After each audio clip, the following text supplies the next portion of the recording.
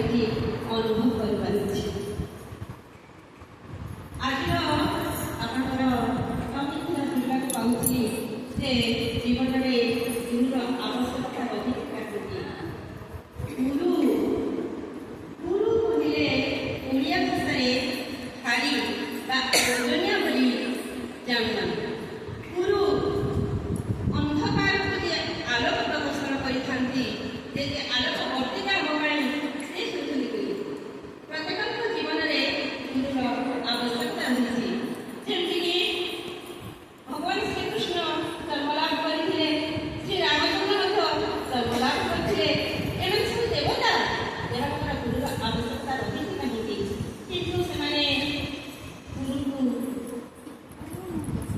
ଗ୍ରହଣ କରିଥିଲେ ଗୁରୁ ଦୀକ୍ଷା, ଯେମିତିକି ସଞ୍ଜୀବନୀ ଏବଂ ଗୁରୁ ବଶିଷ୍ଠ। ତେଣୁ ସମସ୍ତଙ୍କ ଜୀବନରେ ଗୁରୁର ଆବଶ୍ୟକତା ରହିଛି, ଗୁରୁ ବିନା କିଛି ସମ୍ଭବ ନୁହେଁ।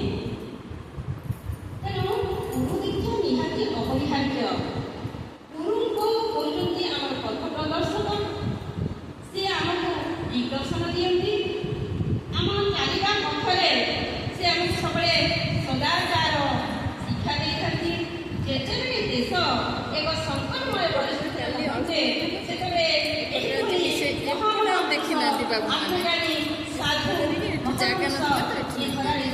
କରିଛନ୍ତି, ଯେମିତିକି ଆମର ଗୁରୁଦେବ ପରମପ୍ରେମମୟ ଠାକୁର। ଏ ହେଉଛନ୍ତି ଆମର ଦିଗ୍ଦର୍ଶକ। ତେଣୁ ତାଙ୍କରି ଆଦର୍ଶରେ ଯଦି ଆମେମାନେ ଅନୁପ୍ରାଣିତ ହେବା, ତେବେ ଆମେ ଜୀବନର ସ୍ୱାଦ ନିଶ୍ଚୟ ଚାଖିପାରିବା। ଗୁରୁଙ୍କୁ ନ ମଣିବ ନର, ଗୁରୁ ହିଁ ସାକ୍ଷାତ ଈଶ୍ୱର। ଏହା ସମ୍ପୂର୍ଣ୍ଣ ରୂପେ ଠିକ୍ କଥା। କାରଣ ଗୁରୁ ଶିକ୍ଷା ଦିଅନ୍ତି ହରିନାମ। ହରିନାମେ କି ରସ ଅଛି, ପାନ କରେ ଯିଏ ସିଏ ଜାଣିଛି। ତେଣୁ ହରିନାମ କୀର୍ତ୍ତନ, ଭଜନ, ଜଣାଣ, ମରଣ, ଚିନ୍ତନ, ନବୋଧ ଭକ୍ତି ମଧ୍ୟରୁ ଆମେ ଯାହାକୁ ବି ଗ୍ରହଣ କରିପାରିବା। ବେଳେବେଳେ ଆମେ ଚିନ୍ତା କରୁ କେତେବେଳେ ମୁଁ କୀର୍ତ୍ତନ କରିବି, କେତେବେଳେ ଭଜନ କରିବି। ନା,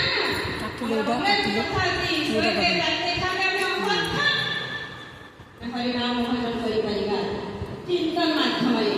ଆମେ କେଉଁଠି ଯେଉଁ କାର୍ଯ୍ୟ କରିଥାଉ, ଯଦି ଆମ ତୁଣ୍ଡରେ ପ୍ରଭୁଙ୍କୁ ରଖିଥିବା ଏବଂ ନାମ ଜପ କରୁଥିବା, ତାହାକୁ ଶୁଣିବା ଆବଶ୍ୟକ ନାହିଁ। ତା ହୃଦୟ ହିଁ ଆସୁଥିବ ନା ଶବ୍ଦ, ଯାହାକୁ ଆମେ ପ୍ରତି ମୁହୂର୍ତ୍ତରେ ହିଁ ପାଳନ କରିପାରିବା। ଗୁରୁ ଶିକ୍ଷା ଦିଅନ୍ତି ପରିବାର ମଧ୍ୟରେ ପ୍ରଥମରୁ ଛୋଟ ପିଲାମାନଙ୍କୁ ଯେ ବାପା ମାଆଙ୍କୁ ପ୍ରଣାମ କରିବ। ପ୍ରଣାମ ଯାଚିବା ଅର୍ଥାତ୍ ଜଣେ ଜଣେ ପ୍ରଣାମ କରୁଛି, ତାଙ୍କ ଭିତରେ ଥିବା ପରମେଶ୍ୱର ଜଣେ ଆତ୍ମା ଆଉ ଜଣେ ଆତ୍ମାକୁ ପ୍ରଣାମ କରୁଛି। ନମସ୍କାର କରିବାକୁ ହେଲେ ଆମକୁ 3ଟି ଯୋଗ ଗୀତା ଭାଗବତରୁ ଆଧାର କରିକି କରାଯାଇଥାଏ। ନମସ୍କାର କରିବା ଏଭଳି ହେଇଥିବା ଦରକାର। ପ୍ରଥମେ ଆମେ ହାତ ଯୋଡ଼ିବା। ହାତ ଯୋଡ଼ିବା ହେଉଛି କର୍ମଯୋଗ।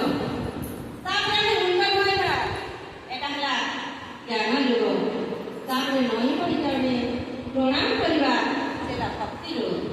ତେଣୁ ନମସ୍କାର 3ଟି ଯୋଗକୁ ଆମେ ପାଇପାରିବା। ମୁଁ ସାମାନ୍ୟ ମାତ୍ର, ମୋତେ ସେମିତି କିଛି ବିଶେଷ କିଛି ଜଣା ନାହିଁ, ତଥାପି ଆପଣମାନଙ୍କର ଶ୍ରଦ୍ଧା ମୋ ପାଇଁ ଏତେ ରହିଛି, ମୋତେ ଡାକୁଛନ୍ତି, ମୋତେ ବହୁତ ଆନନ୍ଦ ଲାଗୁଛି।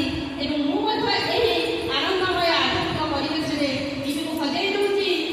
ଘରେ ବସି ମଧ୍ୟ ମୁଁ ଚିନ୍ତା କରୁଛି, ଆପଣମାନଙ୍କୁ ଦର୍ଶନ ହିଁ କରୁଛି ମୋର ଚିନ୍ତା ମାଧ୍ୟମରେ। ମୋତେ ସ୍ୱପ୍ନ ଭଳି ଲାଗୁଛି, ବହୁତ ଆନନ୍ଦ ଦେଉଛି। ତେଣୁ ସମୟ ପାଇବାନି କାହିଁକି?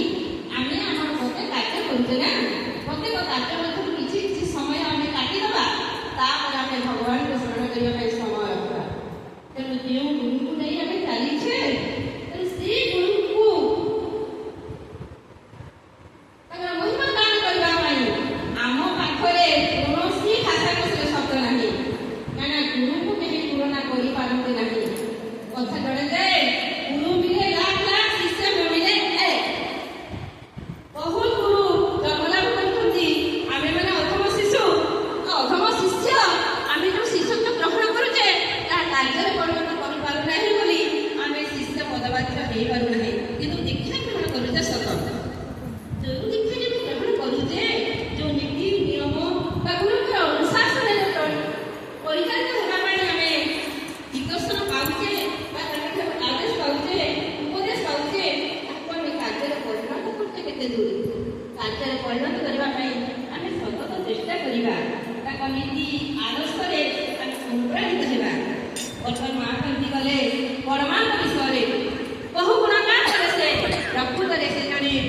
ବିନମ୍ର ଆଦର୍ଶ ଭୁଲି ଯଥାକ୍ରମେ ସଦାଚାରୀ ଏବଂ ନିରହଙ୍କାରୀ ସରଳ ଉଦାରବାନ ନାରୀଟିଏ ଥିଲେ।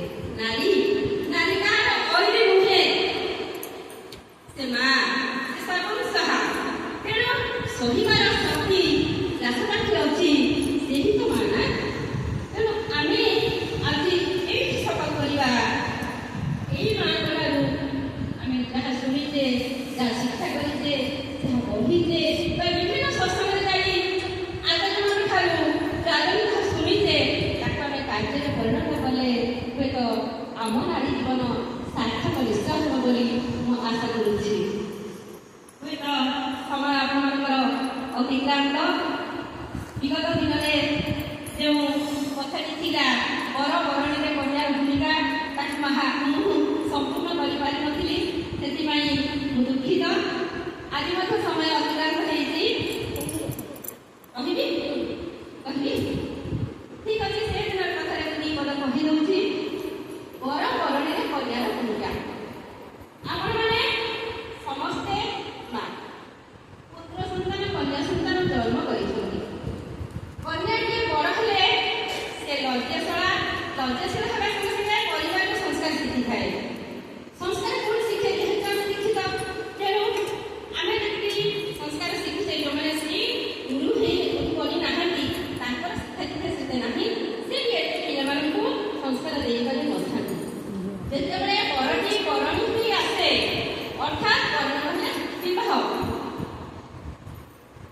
ବର ଆସିକି ଯେତେବେଳେ ପହଞ୍ଚେ, ତାଙ୍କ ବର ପିତା ବରଣୀ କରିବାକୁ କନ୍ୟା ପିତା ଯାଆନ୍ତି, ବର ପିତା ବରକୁ ଧରିକି ଆସନ୍ତି। ସେତେବେଳେ ଆପଣମାନେ ସେଇ ଜାଗାକୁ ପଳେଇ ଯାଆନ୍ତୁ, ଯେଉଁ ସମୟ ଆପଣ ସେଇ ଜାଗାରେ ଥିଲେ।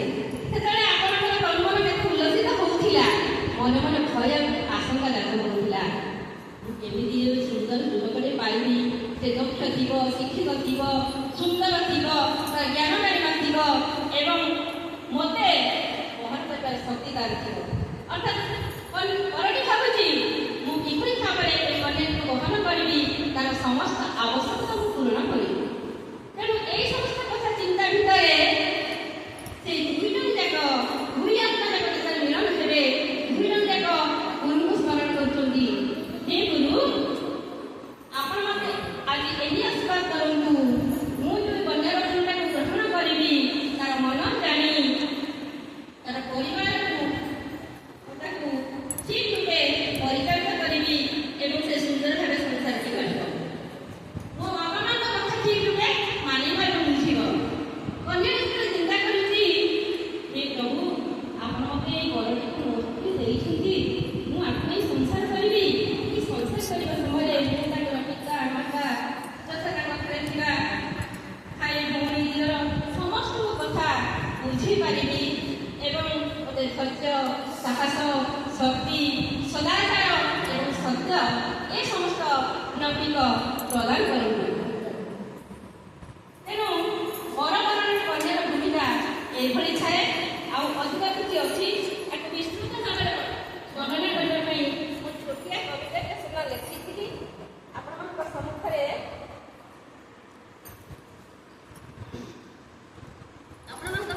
ମୁଁ ଗାଉଛି।